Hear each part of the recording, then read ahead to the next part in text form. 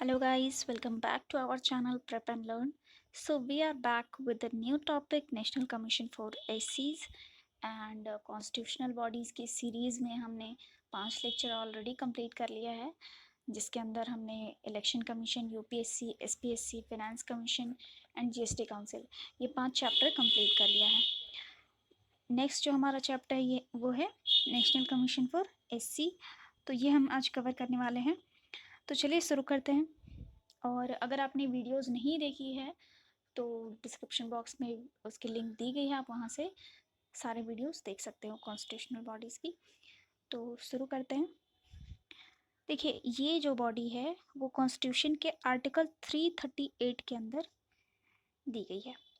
And जो कुछ other bodies हैं, अदर कमीशंस हैं, जैसे कि नेशनल कमीशन फॉर वुमेन जो कि 1992 में बनी है, नेशनल कमीशन फॉर माइनॉरिटी 1993 में बनी है, नेशनल ह्यूमन राइट्स कमीशन 1993 में बनी है, national commission for protection of child rights जो कि 2007 में बनी है। ये सारी जो है स्टैट्यूटरी बॉडीज़ हैं जो कि पार्लियामेंट के द्वारा इस्टेब्लिश की गई हैं। मतलब कि ये कॉन्स्टिट्यूशनल बॉडीज़ नहीं हैं, नॉन कॉन्स्टिट्यूशनल बॉडीज़ है, जिसके अंदर ये स्टैट्यूटरी बॉडीज़ के अंदर आती हैं। ठीक है, लेकिन हमारा जो national commission of schedule caste है ये एक कॉन्स्टिट्यूशनल बॉडी है। ठीक है, अब हम इसका थोड़ा सा हिस्ट्री देख लेते हैं। तो ओरिजिनली क्या था कि आर्टिकल 338 जो है उसके तहत कॉन्स्टिट्यूशन के अंदर ये दिया गया था कि special officer schedule caste and schedule tribe के लिए अपॉइंट किया जाना चाहिए, ताकि वो जितने भी कॉन्स्टिट्यूशनल सेफगार्ड्स दिए गए हैं एससीज एंड एसटी के लिए उससे रिलेटेड किसी भी मैटर में इन्वेस्टिगेट करे। एंड जो रिपोर्ट होगा वो रिपोर्ट जो है प्रेसिडेंट को देगा अपने वर्किंग का। एंड यूँ कहा जाए तो ये जो ऑफिसर होगा ये एक तरह से कमिश्नर होगा एससीज एंड एसटीज़ के कॉन्स्टिट्यूशनल सेफगार्ड्स के लिए। देन 1978 में गवर्नमेंट एक रिजोल्यूशन लेकर आई और एक non statutory multi member commission का इस्टेब्लिशमेंट हुआ एससीज एंड एसटीज़ के लिए। और साथ ही साथ ये तो नॉन स्टैट्यूटरी कमीशन इस्टेब्लिश हुआ, लेकिन इसके पहले ये जो स्पेशल ऑफिसर का जो पोस्ट है ये कॉन्स्टिट्यूशनल था, तो ये भी कंटिन्यूड रहा और ये तो बना ही साथ में कमीशन भी। फिर 1987 में गवर्नमेंट ने फिर से एक रिजोल्यूशन लेकर आए और कमीशन के फंक्शन को थोड़ा मॉडिफाई किया, और ये जो आपका कमीशन फॉर एससीज एंड एसटीज़ है इसका नाम बदल करके नेशनल कमीशन फॉर एससीज एंड एसटीज़ रखा गया। बाद में 1990 में 65th कॉन्स्टिट्यूशनल अमेंडमेंट एक्ट आया। मतलब देखिए, यहाँ पे ये नॉन कॉन्स्टिट्यूशनल बॉडी है, नॉन स्टैट्यूटरी बॉडी बनी है कमीशन, बट यहाँ पे क्या किया गया, एक्ट आया, अमेंडमेंट एक्ट आया, तो क्या हो जाएगा, अब ये बॉडी जो है वो कॉन्स्टिट्यूशनल हो जाएगी। तो क्या किया गया इस एक्ट के तहत, अमेंडमेंट क्या हुआ, तो establishment of high level multi member national commission for एससीज and STs in place of single special officer for एससीज एंड एसटीज। तो पहले कॉन्स्टिट्यूशनल क्या था, एक सिंगल ऑफिसर का पोस्ट था, लेकिन अब क्या हो गया, पूरा कमीशन ही बन गया मल्टी मेंबर का। एंड ये जो कॉन्स्टिट्यूशनल बॉडी आई उसने जो ये कमिश्नर था, मतलब जो पोस्ट था स्पेशल ऑफिसर का, वो तो रिप्लेस किया ही, साथ ही साथ जो रिजोल्यूशन 1987 का आया था उसमें एक कमीशन सेटअप हुआ था, ये देखिए नॉन स्टैट्यूटरी कमीशन था ये, तो उसको भी रिप्लेस किया। और ये जो कमीशन ये जो स्पेशल ऑफिसर का पोस्ट था जिसमें जो स्पेशल ऑफिसर था वो कमिश्नर होता, तो उसको भी रिप्लेस कर दिया गया।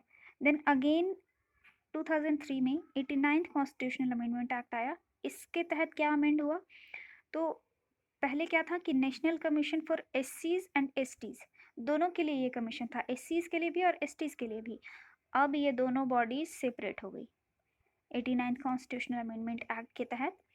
एंड जो आर्टिकल 338 था उसके अंदर आ गया नेशनल कमीशन फॉर एससीज, एंड आर्टिकल 38A 338A। इसके तहत इसके अंडर कौन सा आ गया? National commission for scheduled tribe, STs. तो 2004 से ये सेपरेट हो गया। 2003 में एक्ट आया और 2004 से ये सेपरेट भी हो गया। अब इसका कॉम्पोजिशन क्या था? हाँ, अब हम यहाँ पे से सिर्फ नेशनल कमीशन फॉर एससीज के बारे में पढ़ेंगे। एसटीज के बारे में पढ़ने के लिए हम अगले चैप्टर में पढ़ेंगे, वो अलग से दिया हुआ है। और नेशनल कमीशन फॉर बीसीज भी है, तो वो भी अलग से पढ़ेंगे। पहले क्या था, बीसी वाला भी जो national commission for backward caste है, वो भी इसी के अंदर आता था, तो वो चेंज हो गया है फिर, तो उसके बारे में भी अलग से चैप्टर पढ़ेंगे। तो यहाँ पे कॉम्पोजिशन देख लेते हैं। कॉम्पोजिशन क्या है एनसीएससी का? तो एक चेयरमैन होगा, एक वाइस चेयर पर्सन होगा और 3 अदर मेंबर होंगे। और अपॉइंटमेंट कौन करेगा? अपॉइंटमेंट करेगा president. Condition of service and tenure of office, ये दोनों कौन डिटरमाइन करेगा? प्रेसिडेंट करेगा। ठीक है, नेक्स्ट हम देख लेते हैं फंक्शन क्या है कमीशन का। तो to investigate and monitor all matter relating to constitutional and other legal safeguard for एससीज and to evaluate their working. तो जितने भी कॉन्स्टिट्यूशनल या लीगल सेफगार्ड्स हैं, उसके रिगार्डिंग जितने भी, उससे रिलेटेड जितने भी मैटर्स होंगे, उनको इन्वेस्टिगेट करना एंड मॉनिटर करना, ये कमीशन का काम है। सेकेंड फंक्शन क्या है? To inquire into specific complaint with respect to the deprivation of rights and safeguards of एसीज। कहीं पे भी राइट्स का डिप्राइवेशन हो रहा है, सेफगार्ड से रिलेटेड कोई भी कंप्लेंट है, तो उसमें जो इंक्वायरी होगा वो कमीशन करेगा। एंड कोई भी प्लानिंग चल रही है सोशियो इकोनॉमिक डेवलपमेंट के लिए, एससीज के लिए, जो सोशियो इकोनॉमिक डेवलपमेंट की जो प्लानिंग चल रही है, उस प्लानिंग प्रोसेस में कमीशन जो है वो पार्टिसिपेट भी करेगा एंड एडवाइस भी करेगा गवर्नमेंट को, चाहे वो स्टेट गवर्नमेंट हो या फिर सेंट्रल गवर्नमेंट हो। दोनों दोनों रूल्स बना सकते हैं ना, तो दोनों जब भी कोई प्लानिंग कर रहे हो, प्लानिंग प्रोसेस में पार्टिसिपेट एंड एडवाइस करेगा। और ये जो है कमीशन जो है वो अपना जो रिपोर्ट है वो एनुअली या फिर अदर टाइम्स में भी किसके सामने रखेगा? तो प्रेसिडेंट के सामने रखेगा। एंड कमीशन जो है वो रिकमेंडेशन दे सकता है किस चीज़ के लिए? To the measure that should be taken by the union और state for the effective implementation of those safeguards and other measures for the protection, welfare, socio economic development of एसीज। तो एसीज के protection, welfare and socio economic development के regarding जो भी measures या safeguards के लिए जो भी रूल्स वगैरह बने हो या मेजर्स लिए गए हो, उसका इफेक्टिव इम्प्लीमेंटेशन कैसे करना है, उसके रिगार्डिंग भी रिकमेंडेशन देगा कमीशन। एंड अदर फंक्शन क्या है?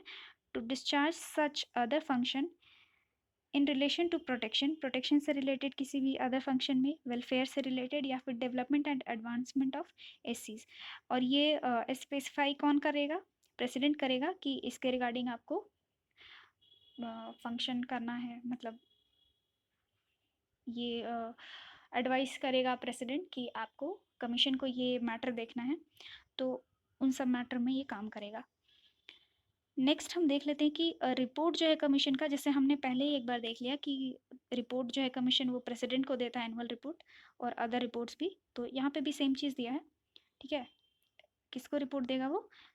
सॉरी, प्रेसिडेंट को रिपोर्ट देगा।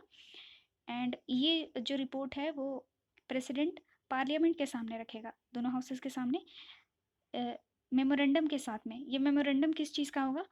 तो उस मेमोरेंडम के अंदर ये एक्सप्लेनेशन होगा कि जो गवर्नमेंट है, गवर्नमेंट ने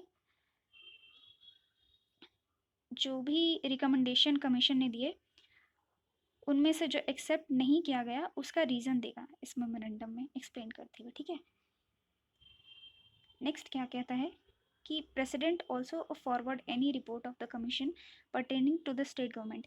अगर किसी स्टेट से रिलेटेड कोई रिपोर्ट है, मतलब कहीं का कोई कंप्लेन है या फिर किसी कोई रूल्स वगैरह बनाए हैं कहीं पे किसी स्टेट में, तो उससे रिलेटेड कोई भी रिपोर्ट है, तो प्रेसिडेंट जो है वो स्टेट गवर्नमेंट को भी वो रिपोर्ट फॉरवर्ड करेगा स्टेट गवर्नर के थ्रू।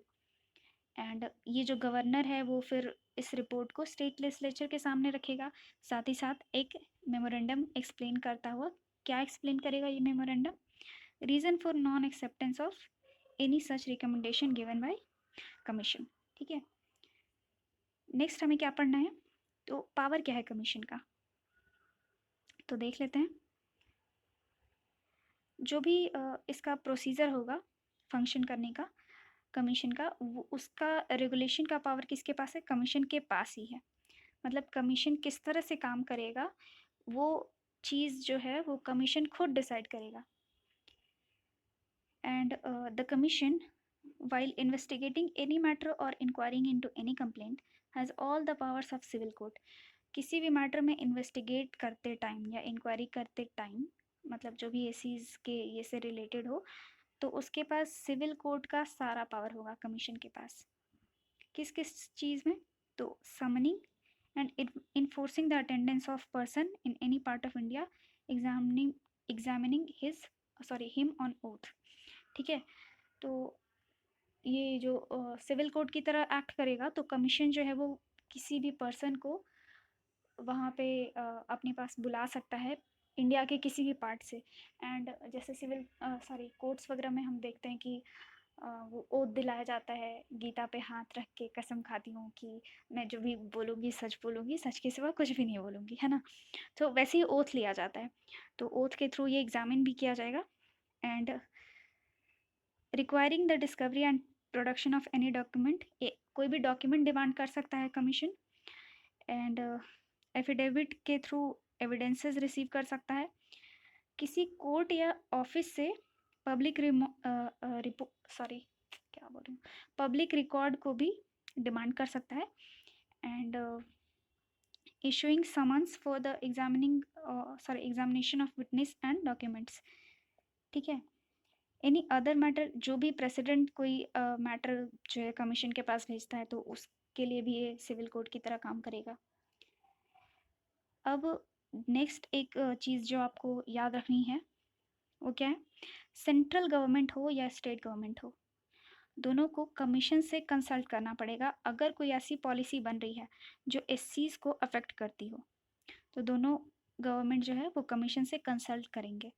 ठीक है, ये अ, ये ज़रूरी है, मतलब बाइंडिंग है गवर्नमेंट के ऊपर। ठीक है, then commission is also required to discharge similar function with regard to anglo indian community।